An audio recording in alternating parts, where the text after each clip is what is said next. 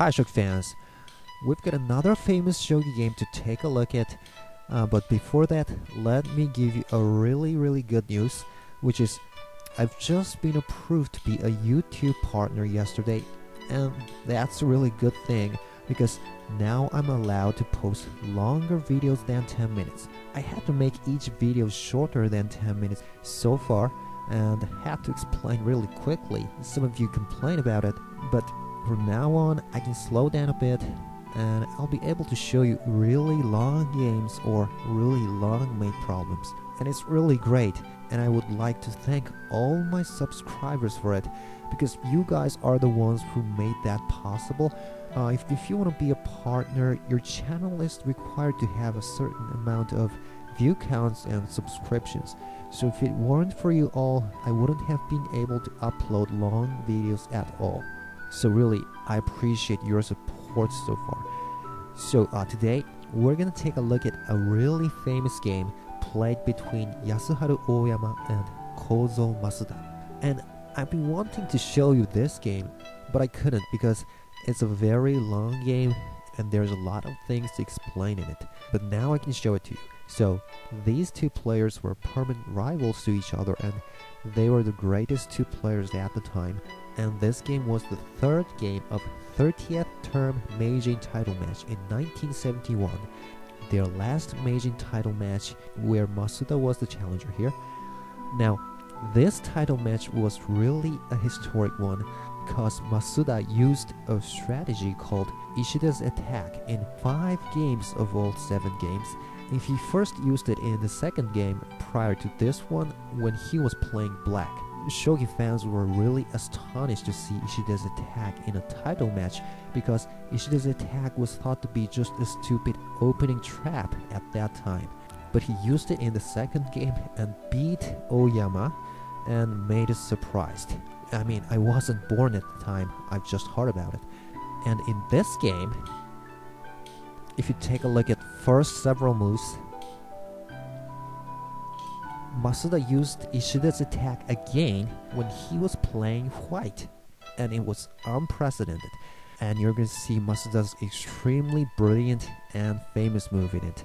Alright, now at this position, basically, black can't go pawn to 2d, because after pawn takes in rook recaptures, white will play pawn to 3f, and black cannot take it, because after bishop trade,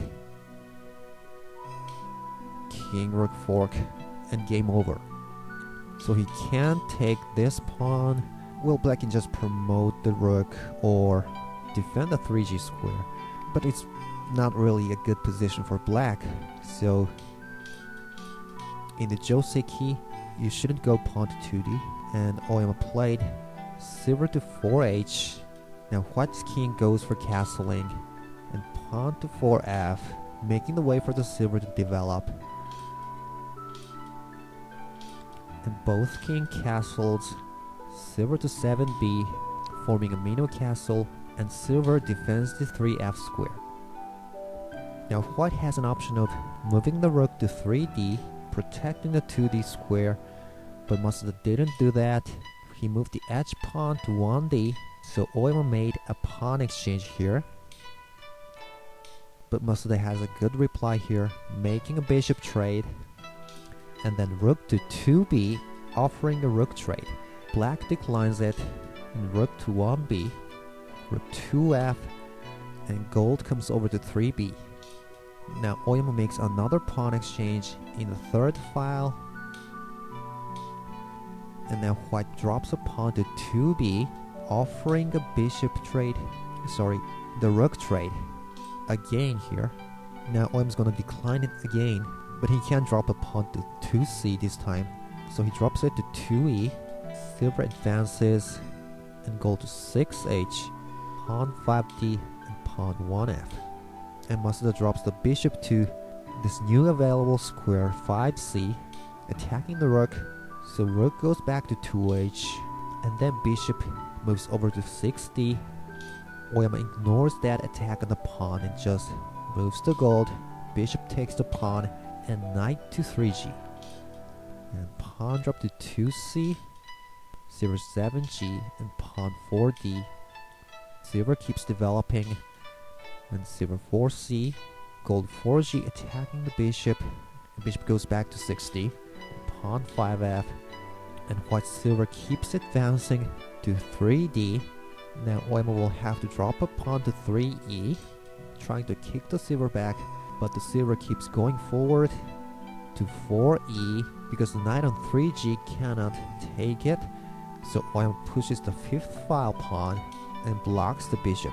So silver takes the silver on 3f, and gold recaptures, and then an interesting pawn drop to 3h, a dangling pawn, and the rook can't take it because it's gonna be forked by the silver. So after the dangling pawn, rook moves to 2i, preventing the pawn from promoting. Gold to 4c, and then black makes a pawn sack to 2d, a very important move. Now the rook can take this pawn whenever he wants after white's rook moves away from this file. Now silver dropped to 60, bishop folds back, and then black can take the pawn here, but white makes a powerful silver drop to 4g, attacking the gold. Gold can sidestep to 4f, but silver to 4h on promote, attacking the knight this time. So OYAMA moves the gold back to 3f, defending the knight, and pawn 60, kicking out the silver, and pawn promotes to 3i. And at this position, OYAMA drops his pawn that he took from 5d to 2c here, attacking the rook. Well, Masuda has an option of taking it actually. After he takes it, there's this bishop drop to 3b, rook 2b, and I'm not sure which player is good here. But anyway, Masuda didn't take it, he moved the rook to 3b. But OYAMA didn't take the 2d pawn, he just moved the rook to 2h, attacking the silver, so promoting pawn to 4i, and king to 8h here. Pretty interesting move. It's all escape the king. And here, Masuda drops a pawn to 3d, trying to attack the 3rd file. Black takes it, and white's intention is not to take it, because now black can drop the bishop here, and it's not good for white. Well, his intention here is dropping a pawn to 3e, removing the gold's protection to the knight. The gold takes it, so silver can take the knight. A very good idea to keep it unpromoted, because after rook to 2g, he can move it to 4f, attacking the gold here. Now the gold runs to 2d, taking a pawn, but here Masuda makes a bit surprising move. Bishop to 1c. Now, if the gold were to take it, white's not gonna take it back. He'll just take this pawn on 3d, and there's nothing black can do to prevent the rook from promoting. So black can't take the bishop, so OYAMA just calmly reinforced his castle. Okay, now, at this position, taking the pawn on 3d by the gold doesn't work for white, because black can block the rook by just dropping the pawn to here. And black also has an option of taking the bishop here, taking advantage of this position where the opponent's rook is blocked with his own gold. Or he can also drop his bishop to here, as I've already shown. So here, white dropped the knight to 8d, a very good attack. And here, OYAMA dropped a bishop to 7i, attacking the silver. Now this is a very good attack. You see, it seems there isn't really anything that white can do to save his silver. And white's pieces, the major pieces, gold and knight, they're almost being confined to this area under this strong pressure of this gold. So it seems Masuda is in trouble here. But from here, you're going to see his excellent moves. I mean, it's really amazing.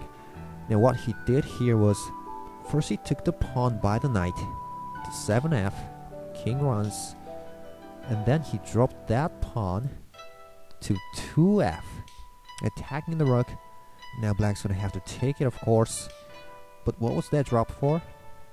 Now here comes one of the most famous moves in the history of Shogi. It's silver to 3e. Really a strange move. He moved the silver that was being attacked by the bishop within the bishop's diagonal. At first glance, it seems completely pointless. Oyama took it by the bishop, of course. But then white can take the pawn on 3d by the gold, attacking the bishop at the same time. Brilliant. So here, black doesn't have the chance to drop a pawn to 3c, because white can take the bishop and again attack the rook. So after gold to 3d, bishop moved back and white took the gold on 2d. He lost the silver first, but now he got a gold. And look at this. Suddenly the rook is going for the promotion. Now white's pieces aren't confined at all. Black's pressure to them was destroyed. Now Oyama could only drop a pawn to 3f, blocking the rook. And when I analyzed this game by computer engine, the computer came up with this move. It's really interesting. It's gold to 1e, sacrificing the gold. But here actually white is offering a bishop trade. So if black takes the gold, bishop trade, and king rook fork, game over. So actually black is in trouble here. The computer comes up with really interesting ideas, but Masuda didn't think of it. He just dropped a pawn to 2e. Well, actually white is doing better anyway. So this pawn drop is also good, because now the rook can take the pawn. Now although this position is good for white, Oyama tried to hang on the game with his continuous defending moves. First he dropped the silver to 4g, rook can promote, but then he takes the promoted pawn, gold takes 2c, offering a bishop trade. Oyama accepts it, but then pawn drop to 3h, kicking the dragon back, and the king takes the knight on 7f. Well, it looks a bit dangerous. White tries to take advantage of that by sacrificing the pawn here, and bishop drop to 2g, and promote that bishop to 5d, landing a check. King runs. Now here comes another Masuda's amazing move. That is, he moved the gold on 2c to 3d. Well, it's amazing, because we can easily see now black's gonna make this knight fork on 4f, which Oyama actually did play.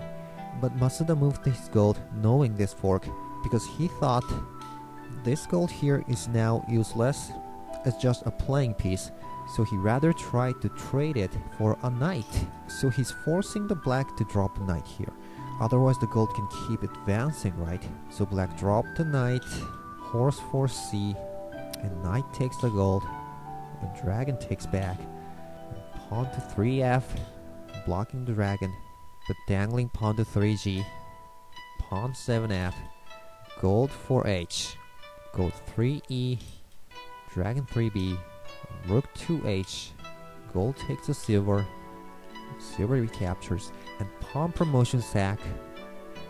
And then white pushes the second file pawn, so black's rook goes back to second file here.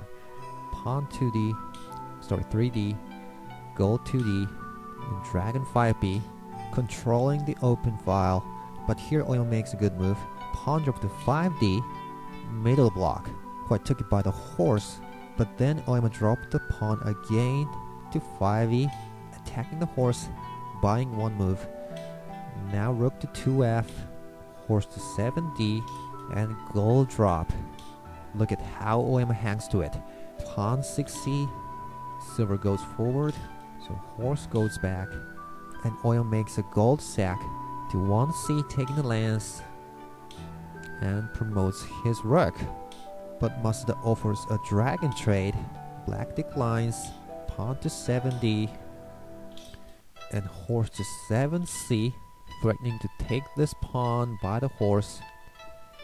making a fork. Oyama keeps defending by dropping a lance. Now he's threatening to push the pawn and promote. So dragon sidesteps to 6c. Pawn goes ahead, but white blocks the lance by dropping a pawn. King moves back to 8h. Horse 8d, attacking the gold. And bishop drop to 5g. Horse takes and gold takes back. Now bishop 3g, forking the lances.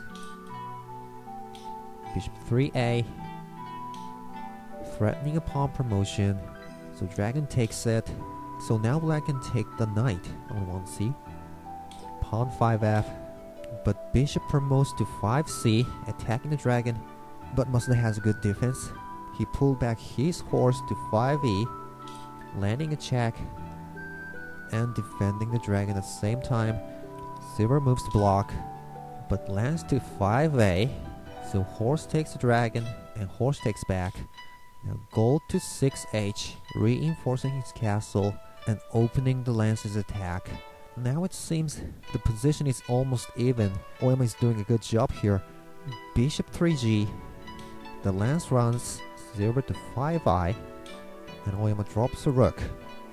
Now this 2-rook attack is really powerful. Knight to 8e, but black ignores that attack and drops his knight to 8f, a big threat to white. White defends by promoting the bishop, but here Oyama makes a good attack. Pawn to 5e. White took the gold here and took that pawn by the left horse. But this is what Oyama wanted. Now he can take the pawn on 5f by attacking the horse. And white made an interesting pawn drop to 2a. Now if black were to take it, it's okay, he can take it. But now the threat by the rook, I mean it's a dragon now, is a bit reduced from when it was on the B rank. See, the white king is a little bit safer here. So black didn't take it, but running to 3b for instance is going to be just met by this gold fork. So at this position, Oyama made a powerful attack. He abandoned his rook by taking the silver, making a check, and then took the horse on 5e. Well, this is very good. Oyama has almost reversed the situation. Rook dropped to 5i, but here Oyama made a bit of a blunder. He defended by dropping the silver to 6i, but it wasn't very good. Well, maybe silver dropped to 7i would have been better. After Oyama's silver drop, white can keep attacking by gold drop to 5g, and Oyama was forced to drop another silver to 7i. So now the horse took the lance on 5e, a big threat to the king. And here Masuda thinks he doesn't have to protect this pawn anymore. He knows the knight check is no big deal anymore. And at this position, Oyama just dropped a pawn to 5f, attacking the horse. But actually this was pointless. Now Masuda made his final blow. Rook takes 6i and promote. Well, if black takes the horse, the knight will take the silver, and it's all over for black. Black is in a brink mate, and white king is not in a threat mate. And alternatively, black can take it with the gold too, but it's going to be just a mate. Like that.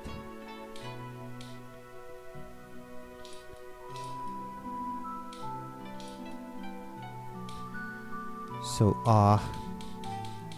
that means Oyama can't take the horse here. So he just made a knight check, but it's nothing. So then he just took the dragon. But Masuda knows it's fine, because now it's a forced mate. He can take out all the pieces and knight check to 5e. And Oyama resign here. Now the following mating moves would be, if the king goes back, silver drop, and gold drop, and clear off all the pieces, and then silver drop again. The king will move to 9h. And what's the mating move here? It's the knight sack.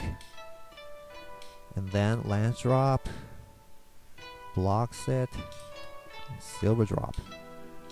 And checkmate. Now alternatively, if the king goes to 8f, now a silver sack to 9e. If he takes it, it's a simple mate. So he runs to 7e, silver to 8d, king takes the pawn, makes the king move one step, and gold drop. Checkmate. Now after this game, the title match went the full set to the 7th game, forming this new strategy Joseki lines on the way, which we now call Masuda's Ishida's attack. However, OYAMA finally took the 7th game and won the title match by producing a good defense strategy against this Masuda's marvelous strategy. Alright, so it's been a long video, but I hope you enjoyed it, and see you next time. Thanks for watching.